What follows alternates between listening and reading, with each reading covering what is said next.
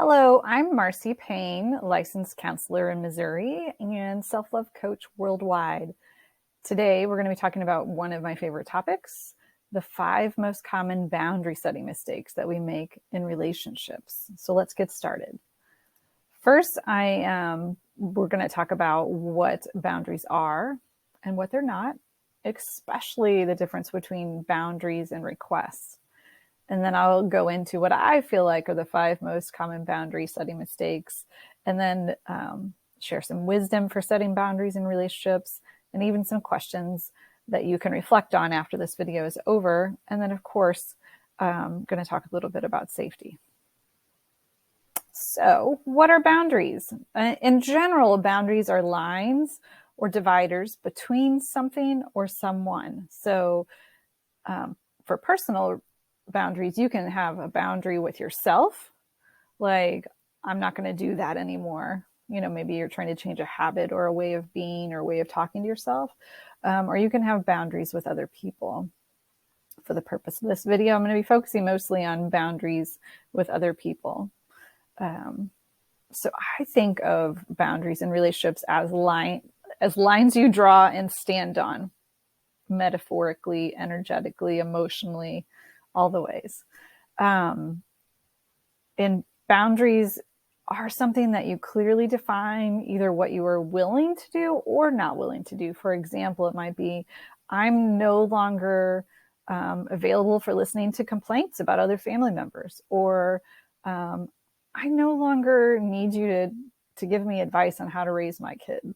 Whatever it is, they're really clear, and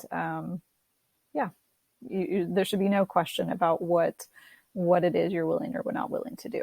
So I think that's an important distinction to make, that boundaries are not requests. In relationships, it's okay to make a request and say, because a request is just asking a question, and it's a way that you're going to ask for help or support with something. For example, can you listen? I really need to share what's coming up with me. Is right now a good time? But then there are other times where you really need to set a boundary instead of making a request, because it's not something you are going to ask a question, because boundaries are statements, not questions. So if it's something that you need to stop doing or start doing, then, and it's not a request, it's probably a boundary. So some common boundary setting mistakes that I see people struggle with, that I have struggled with in the past. Telling others what to do. A boundary is not telling others what to do, but often people say, you need to start doing this, or you need to stop doing that. So anyways, that may seem like a boundary, but it's really going to be something you won't be able to enforce or control. So it's not a line that you can draw and stand on, because it's about the other person. You can very much set a boundary that is about another person, but it needs to be defined by something you can control or enforce. So another common boundary mistake is convincing others to accept your boundaries. I see this a lot. People will set a boundary and then they'll give lots of reasons why they need this boundary, why it's important. And really that makes it really hard to hold on to the boundary if you need the other person's agreement. So that's one of the mistakes that I see people make. And then also this is kind of related to that, just being in general unclear when you go to define your boundary. I always tell people, really the boundary is for you first inside to know what you're going to do or not do anymore. And then sometimes you do state those to other people. But if you go on and use lots of words and metaphors, then it's probably your message got lost. You may just not be clear yet inside yourself. So then you need to get clear within first before you share it with the person you're setting a boundary with, or get some coaching. And then another common boundary mistake is giving in when others don't like your boundary. I think that one's pretty self-explanatory. And lastly, putting off setting boundaries.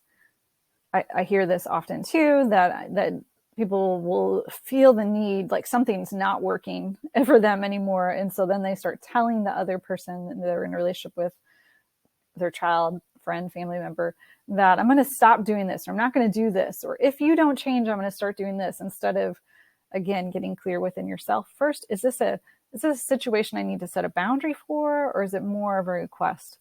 So anyways, these are the 5 most common boundary setting mistakes. You might be starting to identify with a few of them. So make a mental note or jot down which of these boundary setting mistakes you feel like you struggle with, that you want to get better at or get away from.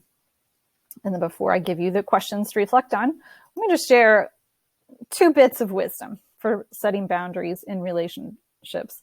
Often people find it harder to set boundaries in relationships with loved ones, people they care about, or people that they're worried what they might think or how they might react. The truth is that most people don't like being told no. That really is the truth. And we don't really like it when people set boundaries with us. So if someone else reacts, that doesn't mean that you don't have a right to set a boundary or you can't have boundaries. It just means they didn't like it. So that the permission slip today is you do not need to convince others to like or accept your boundary. I know that would be awesome, but you don't need to convince others to accept it. But you do need to be ready to hold on to your boundary under pressure to give in, to change back, or to feel guilty. So I'll let that sink in a little bit. Some questions for reflection that you can do, in your journal, or if you have time after this video, or you can write them in your journal and get back to them later. Which of the boundary mistakes that I shared do you most identify with? What boundary do you currently want to feel more confident setting? And then, are you ready to follow through on the boundary that you want or need? Those are just some questions to reflect on before the next time you state your boundary with someone.